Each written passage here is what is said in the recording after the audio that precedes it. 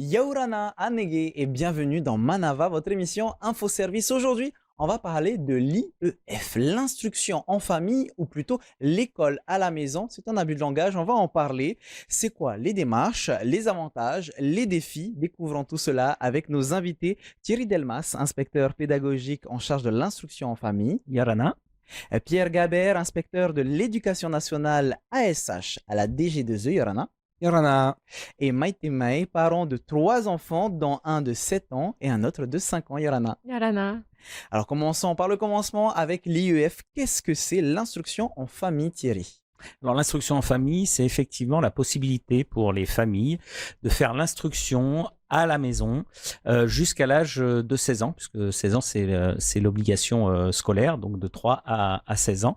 Donc la famille peut tout mettre en place quotidiennement pour instruire l'enfant. On parle d'instruction, parce en Polynésie comme en métropole, l'instruction est obligatoire, c'est pas la scolarisation qui est obligatoire, mais c'est l'instruction. Donc, cette possibilité de demander de l'instruction en famille avec un certain nombre de démarches sur lesquelles on reviendra sans doute. Et c'est pour ça que j'ai dit en début d'émission que l'école à la maison, c'est un peu un abus de langage. Pourquoi? Parce qu'en fait, l'école à la maison, l'école c'est une structure avec un fonctionnement, avec des règles, avec une bibliothèque, avec une restauration. Donc ça, c'est pas quelque chose qu'on transfère à la maison. Donc l'école à la maison, c'est effectivement un abus. Après, ça veut pas dire que le cadre familial ou le cadre scolaire est mieux. C'est pas, on compare pas. Mais en tout cas, l'école, elle ne va pas dans la famille. C'est l'instruction qui est mise en place dans le cadre de la famille. En face, on a Pierre. Alors Pierre, tu es inspecteur ASH à l'éducation nationale. C'est quoi inspecteur ASH, s'il te plaît?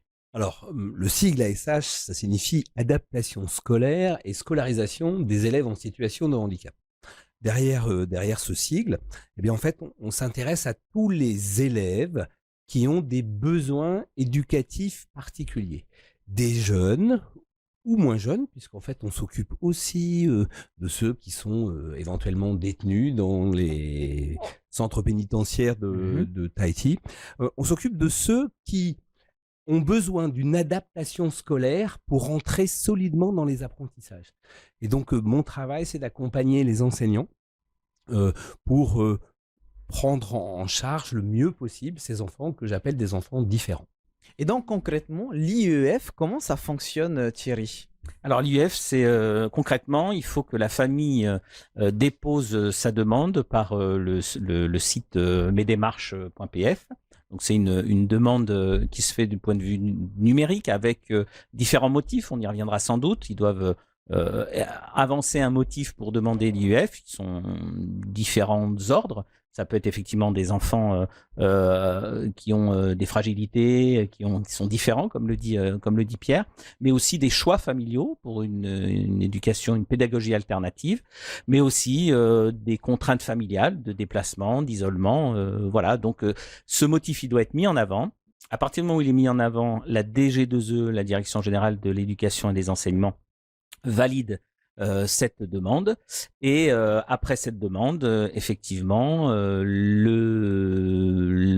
l'inspecteur du premier degré ou l'inspecteur du second degré pour ce qui me concerne programme un contrôle, c'est-à-dire une visite dans la famille ou dans l'établissement scolaire le plus proche pour contrôler dans l'année le niveau atteint par l'enfant. Tournons-nous justement vers une famille, celle de Maïté, Yarana Maïté. Yarana. Alors toi, tu as choisi l'IEF, l'instruction en famille, pour tes enfants. Pour quelles raisons? Je crois que déjà, il faut le dire, on est plusieurs familles à être intéressées par le sujet et que chaque famille a vraiment son approche, sa démarche, ses motivations. Pour ma part, c'est vraiment un choix de famille là aussi. Donc, c'est important. Ça a été important de le déposer sur la table. Voilà, avec mon mari, je veux dire, c'est important, on fait une équipe. Parce qu'autrement, on peut le vivre difficilement. Ça demande beaucoup d'énergie, beaucoup de temps. Et ce qui m'a motivée personnellement, je pense, c'est vraiment une histoire d'art de vivre. C'est de pouvoir évoluer, grandir avec nos enfants, avec cette idée que le cadre qu'on peut leur proposer, qui est très nature, parce que nous, on est sur Hamuta, dans la vallée, c'est aussi d'accueillir ce cadre comme étant une inspiration à revenir à l'intérieur, à aller à son rythme dans les apprentissages. C'est un peu, oui, c'est peut-être aussi, ce qui m'a motivée, c'est nous, on connaît l'école comme on l'a connue, quoi. Tu restes assis sur la chaise et puis tu attends que l'heure passe, quoi. Aujourd'hui, l'école, heureusement, a beaucoup évolué positivement, mais j'osais croire que c'est possible aussi d'offrir encore autre chose en termes de pédagogie alternative et puis tout simplement, ouais, de cadre. Alors, après, ça, c'est en théorie. Mhm. En pratique, c'est bien sûr très différent. En tout cas, moi, c'est ce que je peux témoigner pour ma part. C'est que c'est très beau quand on y pense. Et c'est en tout cas le retour que j'ai de beaucoup de parents autour de moi qui ont envie de se lancer dedans. On Mais idéalise un petit peu c'est l'IEF, exactement c'est ce que ça? je veux dire. On idéalise beaucoup l'IEF et pour moi, c'est important d'être vrai avec les gens et d'être vrai là, ici, sur ce plateau. Ça a été mon cas, quoi, hein. J'ai beaucoup idéalisé l'IEF et ensuite, sur le terrain, je vais pas dire que ça m'a dégoûtée, non, mais ça a été de réaliser tout ce que ça Implique. implique Hmm. en termes, ben, bien sûr, d'environnement, d'installation dans l'environnement, aussi de gestion de planning. Financièrement aussi, parce qu'on engage la famille dans un projet dans lequel, ben, forcément, si moi je suis avec mes enfants, ben, je suis moins au travail. Il Donc y a moi, des j'ai sacrifices personnels aussi. oui, alors après moi, ma vision, c'est que c'est un choix personnel et que l'idée, c'est justement de ne pas se sentir être en train de se sacrifier, parce que sinon, ça dessert l'enfant aussi. C'est pas génial pour son enfant, quoi. Ah, maman, tu te sacrifies pour moi, ça fait un poids sur les épaules de l'enfant, je pense. Et c'est pas ce qui est C'est recherché de toute pas, en tout cas, façon. ce que personnellement je recherche. Donc voilà, moi j'ai dû vraiment évoluer, quoi, hein, depuis le départ. On est sur quelque chose de très différent aujourd'hui. Au départ, on était liberté d'apprentissage, tout va aller bien, tout va venir en fonction des besoins de l'enfant, il va l'exprimer, etc. Et puis ensuite, ça a été de se rendre compte, ben tiens, liberté d'apprentissage, c'est très bien, mais guider l'enfant aussi, être vraiment là, en soutien, à l'écoute, bah, c'est important aussi. Et finalement, cette structure qu'on peut proposer aujourd'hui, par exemple, dans Mhm. mon cas, un planning avec vraiment des horaires et une espèce de guidance. Et dans cette guidance, il y a vraiment beaucoup de liberté. Eh ben, c'est Juste- génial, quoi. Justement, Thierry, je me tourne vers toi. Est-ce que c'est ce genre de retour que vous avez des parents? Beaucoup d'idéalisation au début? Oui, bah, c'est intéressant justement parce on a évidemment des échanges. Bon, un contrôle, ça dure entre 1 heure et demie et 2 heures. Donc, Mm. on a le temps de faire le point sur ce qu'on veut évaluer, hein, on pourra y revenir, mais aussi la manière dont l'enfant est socialisé. C'est important ce que dit Maïté parce qu'en fait, l'instruction en famille, ça ne veut pas dire l'absence de cadre. Mm. Voilà. Et que l'instruction en famille, ça nécessite aussi de mettre un cadre. Il y a un certain nombre de libertés dans ce cadre-là, mais si vous ne mettez pas de cadre dès le départ, vous allez rencontrer un certain nombre de difficultés sur l'évolution de votre enfant. Tu parlais de contrôle juste avant et de suivi. Comment ça se passe concrètement un suivi? On fait un rendez-vous, on essaie de voir, de parler à l'enfant, de savoir ce qu'il a appris. Oui, alors entre le premier degré et le second degré, je pense, Pierre, que c'est la même chose. On prend rendez-vous un mois avant, on essaye de le dire bien avant. Alors moi, je suis amené à aller dans les îles très éloignées, hein. Ça peut être visiter 2 enfants ou 3 enfants dans les îles des Tuamotu. C'est pas du tout les mêmes motifs hein, que Maïté. Et donc, on vient, on commence à... C'est généralement en 3 parties. On a une première partie avec les parents et l'enfant, où on fait un petit point administratif, mais aussi un petit point d'organisation, quel est le planning, voir si le planning n'est pas trop léger ou, et c'est la plupart du temps, trop lourd, parce que des fois, les parents chargent le planning, l'emploi du temps. Ensuite, j'ai un entretien avec l'enfant, Mhm. et là, on se base sur le socle commun, c'est-à-dire de voir si l'enfant maîtrise tous les éléments du socle commun. Alors, je ne vais pas revenir sur le socle commun, c'est le minimum attendu par l'éducation pour un enfant. C'est le cas dans dans une école publique ou dans une école privée, mais c'est aussi le cas dans l'instruction en famille. On regarde s'il atteint les compétences attendues du socle commun, ce qui n'est pas tout à fait la même chose que ce qui est attendu du niveau en fin de classe. Je prends un exemple tout simple, mais c'est important. Nous, en troisième, on regarde si l'enfant maîtrise les compétences du socle commun. Ce n'est pas parce qu'il maîtrise le socle commun qu'il aura le DNB. Parce que le niveau du socle commun, c'est le minimum attendu. Mais Donc il faut qu'il y ait des évidemment. compétences supérieures Voilà. au socle commun. Donc en fait, c'est l'objet du coup de la troisième partie de l'entretien. J'avais dit première partie avec les parents, deuxième partie avec l'enfant, troisième partie, les parents reviennent avec l'enfant. Et là, il y a un certain nombre de préconisations qu'on peut faire, pas, hein, mais on peut faire un certain nombre de préconisations et justement pour expliquer la différence qu'il y a entre les attentes du socle commun qui sont très souvent atteints. Faut pas mentir. Hein, très souvent, ils sont atteints. Mais ce socle commun n'est peut-être pas suffisant pour atteindre le niveau attendu pour telle ou telle classe. Alors justement, on parle de socle commun, de sacrifice entre guillemets. Maïté, tu nous parlais d'organisation Mhm. plutôt, c'est peut-être un meilleur mot. Pierre, est-ce qu'il y a des ressources disponibles pour les parents qui aimeraient se lancer en IEF? Alors, forcément, il y a un certain nombre de ressources en ligne, mais pour être tout à fait concret et tout à fait honnête, eh bien, il faut dire que pour quelques familles, la recherche de ces ressources en ligne peut relever du parcours du combattant. Et donc, à mes yeux, ce qui est le plus efficace, c'est le contact humain, c'est de décrocher son téléphone et Mhm. d'appeler la DG2E. Il y a différents services. Bon, si après on ne connaît pas exactement si le bon service, il y aura un standard qui dirigera les parents vers la personne qui pourra répondre, mais qu'on puisse parfois permettre à un conseiller pédagogique, donc un enseignant qui a une expertise particulière, une expertise attestée, de donner des conseils aux familles. Alors donner des conseils aux familles sur l'organisation de l'emploi du temps, comme le disait Thierry, c'est-à-dire que il faut, lorsqu'on met en place l'instruction en famille, prévoir quotidiennement des plages horaires où l'enfant va travailler.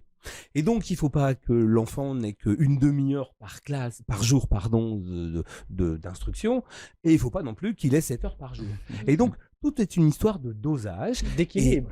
d'équilibre. Mhm. Et bien évidemment, on tient compte des contraintes des familles, et l'idée, c'est de respecter le choix des familles, ça c'est très très important, et de les accompagner dans leur démarche.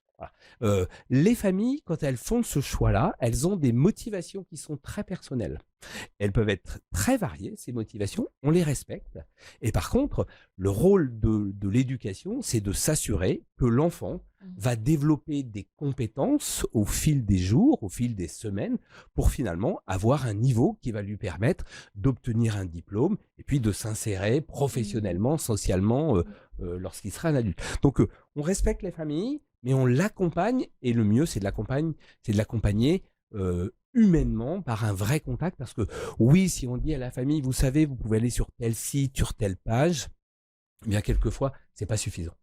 Alors Pierre, comme tu viens de le dire, il y a des sites qui sont mis à disposition pour les parents, même si ce n'est pas forcément totalement complet, ça représente une base. Donc, pour rappel, vous avez le site de la DG2E, éducation.pf, onglet orientation, j'inscris mon enfant en IEF ou en établissement privé hors contrat, avec le rappel, les procédures, les avantages. Et en parlant d'avantages, je me retourne vers toi, Maïté. Quels sont les avantages que tu as pu observer? Parce qu'au final, tu es en IEF avec tes 3 enfants. Oui, tu peux pas laisser Mhm. le troisième de côté. Parle-nous de tous ces avantages. Oh, c'est difficile comme ça. En fait, ce que je peux observer, moi, c'est que les enfants, bon, déjà, ils ont une espèce de motivation intrinsèque, quoi. C'est vraiment très fort quand ils ont envie de faire quelque chose. Ils sont hyper motivés et Mmh. du coup très concentrés sur des plages horaires où peut-être parfois on a comment dire, on est un peu conditionné. On imaginerait que tel enfant pourrait être concentré que tant de minutes sur telle activité. Et en fait, on peut observer dans ce cadre, en tout cas personnellement, j'observe que certains de mes enfants, sur certaines activités, pas toutes bien sûr, eh bien, ils sont concentrés, ils peuvent être concentrés pendant beaucoup plus de temps qu'on pourrait l'imaginer. Et parce qu'ils sont vraiment aussi Intéressé? motivés, Mmh. intéressés par l'activité, en ce sens que quand on présente voilà, un atelier, je dis n'importe quoi, un atelier artistique sur la matinée, eh bien, on va choisir ensemble qu'est-ce qu'on pourrait faire sur tel thème, qu'est-ce qui t'intéresserait aujourd'hui, là maintenant, tu vois, sur telle chose qu'on a pu visiter la semaine dernière, par Ah, exemple. tu le prépares sur le moment ou tu le prépares en On amont le une semaine prépare en avant? amont parce qu'en général, on travaille sur aussi ce qu'on a pu vivre ou visiter. Mais c'est clair que l'enfant a un intérêt différent. Il y a plus d'engagement.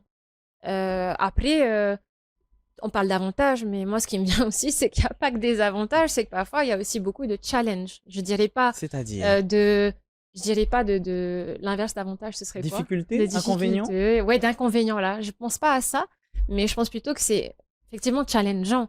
Par exemple, ce qui me vient, c'est que voilà, quand tu parlais des comment dire de cette importance, je sais plus lequel de vous disait l'importance du cadre. Ça fait sens chez moi Et effectivement, dans notre environnement, je vois à quel point ça peut vite être challengeant, quoi, d'installer le cadre. Parce que pas un inspecteur, un instituteur en classe qui pose un cadre, c'est très différent de papa-maman à la maison qui pose le cadre. Donc, si tu veux, il y a vraiment une espèce de routine à installer aussi. Et puis, cette fermeté et à la fois cette douceur, cette bienveillance qu'on aime tant aussi quand on parle d'IEF. Et c'est une danse qui n'est pas forcément évidente à faire dans le quotidien. Maïté, quand je t'entends, ça me donne envie, bon, même si j'ai pas d'enfants, mais ça me donne envie de pouvoir éduquer mes enfants à la maison. Mais Thierry, il va falloir qu'on parle aussi des motifs. Parce que parfois, ce n'est pas un choix personnel, mais c'est des obligations. Est-ce qu'il y a un motif général en Polynésie française ou un motif qui est courant ici en Alors, Polynésie française? quand on regarde les pourcentages, en fait, on a quand même un certain nombre de parents qui ne souhaitent pas envoyer leur enfant par inquiétude par rapport à l'établissement scolaire de proximité, Mhm. notamment les élèves des îles, quand ils arrivent en fin de CM2 ou de fin de 6e selon le lieu, ils ne veulent pas l'envoyer à l'internat, au collège, parce que c'est que 3 fois par an le retour dans la famille. Donc là, c'est ce qu'on appelle l'isolement. Et là, c'est un des motifs. Donc c'est acceptable alors. C'est acceptable. On peut Oui, faire l'IUF à oui. la maison pour ce genre Ouais, de cas. c'est acceptable, oui, c'est acceptable. Après, il y a effectivement l'autre motif, c'est activité sportive et artistique. Et on a des enfants qui ont des parcours sportifs, des parcours artistiques qui font qu'ils ne peuvent pas suivre une scolarité classique avec des emplois du temps très contraints, tu le disais, très contraints. Donc là, ils sont obligés d'aménager leur emploi du temps. Dans ce cas-là, c'est aussi une raison valable. Alors quand je dis activité sportive et artistique, c'est pas être inscrit au club de la ville. Oui, c'est être donc dans une c'est- fédération, Il y a un être championnat ou ce genre de exactement, choses. d'avoir ce parcours-là. Donc on en a en golf, on en a en danse, voilà. Un des motifs, c'est effectivement les situations de handicap, mais ça, Pierre pourra en reparler. Et ben justement, parlons-en avec Voilà. Pierre. Il y a des enfants en situation de handicap qui font qu'on est obligé comment dire, de leur imposer, j'avais peur de ce mot, mais de leur imposer l'instruction en famille. Alors, comme vient de le dire Thierry, dans les territoires très isolés, et ça vient de la dimension archipélagique du territoire, il y a des enfants en situation de handicap sévère qui ne peuvent pas bénéficier d'un accueil dans un établissement spécialisé. Il n'y a pas d'établissement spécialisé au Tuamotu-Gambier, il n'y en a pas aux Marquises, il n'y en a pas aux Australes. Et donc, quelquefois, ce n'est pas véritablement un choix de la famille que de mettre en place l'instruction à la maison, mais c'est que l'enfant ne peut pas, s'il est autiste sévère, s'il est polyhandicapé, être accueilli dans des conditions suffisamment confortables, solides à l'école. Et donc, les familles font alors le choix, mais c'est un choix par défaut, Ça a été imposé. de mettre cette instruction en place. Et donc, voilà, je pense que si la famille, dans certains cas, si la famille avait pu bénéficier de la proximité d'un établissement médico-social, à ce moment-là, elle aurait pu faire un autre choix. Le choix aurait été différent. Et c'est pour ça que tout à l'heure, j'évoquais le nécessaire respect des motivations de la famille. C'est-à-dire qu'il y a ce que l'éducation peut penser comme étant profitable à un enfant, et puis il y a ce que les parents peuvent en penser. Et notre point de vue d'inspecteur, c'est d'abord de respecter cela. Et après, voir si c'est cohérent avec une montée en compétences, parce qu'on est là quand même pour s'assurer d'une réelle montée en compétences. Mais pour revenir à ta question initiale, oui, on tient compte bien évidemment de la sévérité du handicap. Thierry, pardon, je reviens vers toi, puisque j'ai vu un cas très récemment d'une maman qui demandait si son enfant pouvait être déscolarisé, faire l'école à la maison, on va dire, l'instruction en famille, parce qu'il fallait qu'il suive le papa sur des chantiers ou sur le travail. Est-ce que dans ce genre de cas, ce genre de motif, c'est possible? Alors, c'est tout l'intérêt du contrôle. C'est-à-dire que on peut mettre en avant un motif de mobilité professionnelle des parents. Ça nous arrive, des parents qui sont obligés d'être là 3 mois aux États-Unis, etc. Donc, ils font le choix de se déplacer en famille. Mais en revanche, on ne fait pas l'IUF pour envoyer son enfant dans l'entreprise du papa ou pour faire du béton ou pour travailler dans les champs. C'est absolument pas ça l'IUF. D'où l'idée du contrôle. C'est-à-dire, on accepte l'IUF pour un problème de mobilité, une caractéristique de mobilité, etc. Nous, on est là en contrôle pour voir si, comme le disait Pierre tout à l'heure, les objectifs de la classe où il est inscrit sont atteints. Donc non, l'IEF, c'est pas pour avoir de la main-d'œuvre supplémentaire pour aller travailler dans les champs ou travailler. C'est vraiment pour avoir un parcours, mais un parcours qui est accompagné, y compris par de l'enseignement à distance si nécessaire. Par contre, si mon enfant se fait, par exemple, harceler ou a un problème justifié, bien sûr, avec l'établissement ou l'école en général, comme par exemple la phobie scolaire, on peut, dans ce genre de cas, demander l'IEF? Oui, oui. Alors souvent, il y a besoin quand même de consultation d'un médecin qui va le valider, parce que sinon, on pourrait avoir des dérives. Mais c'est sûr qu'on peut avoir ce type de difficulté, un enfant qui a subi du harcèlement. Alors, j'ai eu un cas, moi, où effectivement, les parents ont constaté et n'en ont pas parlé au collège. Et là, c'est un petit peu dommage parce qu'il y a un protocole contre le harcèlement et le chef d'établissement est très attentif. Les chefs d'établissement, globalement, sont très attentifs à ça. La première démarche aurait été sans doute d'aller voir le chef d'établissement et peut-être que le problème aurait été réglé. Il n'empêche qu'il y a quelquefois du harcèlement ou de la phobie scolaire qui nécessite une scolarisation à la maison, enfin en tout cas une instruction à la maison, en famille. Là, j'insiste sur le fait que on peut aussi avoir des systèmes hybrides. C'est assez rare, mais on l'a fait 2-3 fois cette année, où l'enfant effectivement a une phobie. On travaille avec le psychologue pour que cette phobie lui permettre d'aller quelques heures au collège et puis de continuer son instruction, et puis petit à petit on essaye d'inverser, c'est-à-dire il y a beaucoup d'heures à la maison et moins d'heures au collège, et puis petit à petit il y a de plus en plus d'heures au collège, et puis on voit après l'année d'après une scolarisation en parcours ordinaire. Maïté, quels sont les retours de tes enfants? On est déjà sur la dernière phase de l'émission, du coup, parlons personnellement sur toi. Quels sont les retours de tes enfants? Bah, il me semble vraiment heureux parce que voilà, après, je considère aussi là, du coup, je prends encore plus conscience que je suis très loin encore de ces cas-là qu'on vient de soulever. Et merci Seigneur. Mais effectivement, moi, je vois que mes enfants sont très heureux, très motivés chaque jour. Et puis, parfois, parce que c'est le cas, on leur parle de l'école aussi, quoi. On leur dit, ben tiens, est-ce que tu voudrais y retourner tu vois, ta cousine, ton cousin, etc. Parce que bon, heureusement aussi, ils voient pas que nous, hein. Eh bien, ça permet aussi à mes enfants de voir que, effectivement, il y a toujours cette option-là. Moi, je crois que quand on s'intéresse à l'IEF, c'est important aussi, surtout quand on parle de pédagogie alternative et de convenance personnelle, de ne pas avoir non plus cette grosse phobie, justement, de l'école traditionnelle. Moi, je nous vois, en tout cas, c'est ma vision, comme des espèces de collaborateurs pour que nos enfants s'épanouissent le mieux possible. Et mes enfants, à aujourd'hui, semblent être effectivement épanouis. Justement, si je dois rebondir sur ce que tu viens de dire, tu leur parles de l'école. Oui, ils en ont fait d'ailleurs. Ils ont été presque 2 ans en école. Donc, ils ont connu voilà, ces classes, etc. Leur retour, ça a été quand est-ce qu'on reprend l'école à la maison, l'IEF, quoi. Justement, est-ce que, Pierre, on peut avoir l'inverse? C'est-à-dire, est-ce qu'on peut commencer l'IEF et ensuite revenir dans un cursus scolaire ordinaire? Absolument, à n'importe quel moment. Voilà. C'est-à-dire que une famille qui réalise que finalement l'IEF est trop lourd dans le quotidien peut retourner, frapper à la porte de l'école, du collège ou du lycée, et immédiatement, l'enfant sera réinscrit à l'école, au collège ou au lycée. Vraiment, il y a cette liberté, et c'est très important que les parents entendent que si au bout de 3 mois, ils réalisent que c'est trop difficile, que c'est trop prenant, eh bien, l'IEF peut s'arrêter et nécessairement l'école, le collège ou le lycée réaccueillera l'enfant. Et les statistiques le montrent, hein, juste pour dire que au fur et à mesure qu'on est en 6e, 5e, 4e, 3e, le nombre d'IEF diminue parce qu'effectivement, les parents sont confrontés à finalement la difficulté qu'on peut avoir sur le parcours du collège à faire toutes les disciplines, même avec l'aide de l'éducation, de l'enseignement à distance. On l'a dit tout au long de l'émission, ça dépend des cas. Donc vraiment, dernière question avant de terminer l'émission, ça offre des opportunités. Encore une fois, ça dépend des cas. Oui, évidemment, comme le dit Maïté, ça peut être un très beau projet familial, tant qu'on arrive à le maîtriser, à le cadrer. On a des contre-exemples d'enfants qu'on est obligé de rescolariser en urgence parce que le cadre n'a pas été respecté. Donc oui, ça peut être des révélateurs à la fois de belles choses, mais aussi de difficultés qui nécessitent que l'institution elle se positionne et qu'elle se positionne en rescolarisant.